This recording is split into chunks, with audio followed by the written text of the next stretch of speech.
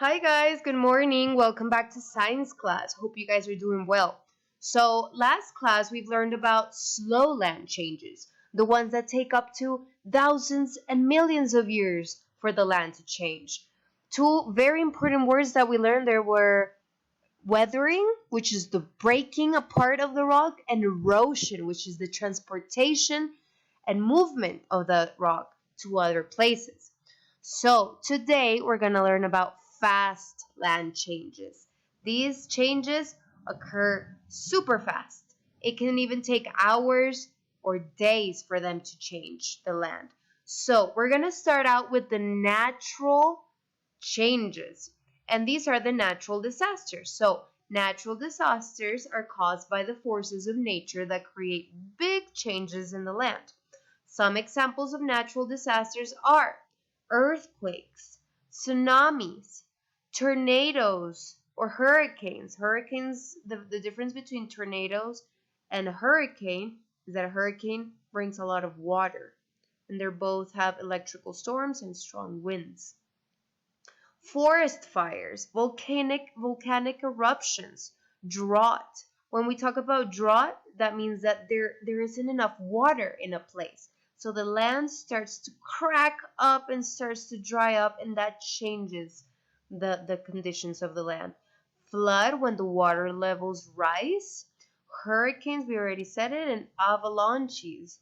So these are all caused by natural forces of nature. They're called natural disasters because they create a big disaster.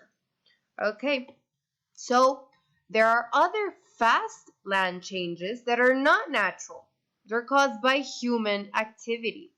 So, one of the biggest human activities in this planet is deforestation. Deforestation is simply that they cut large amounts of trees for different purposes. So sometimes it's for farming, for growing crops, for building, or for using the trees as a natural resource, for making materials. There are so many reasons. And then we also have mining, where they take out different minerals from the land. Sometimes they even find diamonds and gems and precious rocks. And we have the construction, which is what we do and need all the time so we can build our houses and schools and everything that we need in cities. So, what is the problem with these fast land changes? They cause other problems. For example, deforestation. When we cut a lot of the trees, this activity can cause a natural disaster. So, for example, if I go to a land where I cut all those trees, a landslide can occur. Why? Because the land becomes very weak, very wobbly, like a jello, like a gelatin. It becomes wobbly. So that land ends up sliding down, and that can cause a disaster if there's people living there, or it can cause changes to the land. For example, in the cities where there's a lot of buildings and there's a lot of construction, there's also a big possibility of them having a lot of earthquakes because of the same reason I just told you. The land becomes weaker, and the tectonic plates tend to move more. So those are the fast land changes. We have natural, caused by nature, all of these. And then we have a human activity land changes. Okay? So after you watch this video, I want you to look at Dr. Bynok's natural disasters video so you can learn a little bit more about them.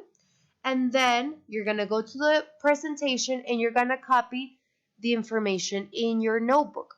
Please remember, you need to copy with capital letters in red, complete date, complete title, and there's an instruction where you need to draw 3 examples of natural disasters and 3 examples of human activity. Please use this video to do the class. You can watch this video as many times as you want, okay? Bye guys, love you, have a nice day.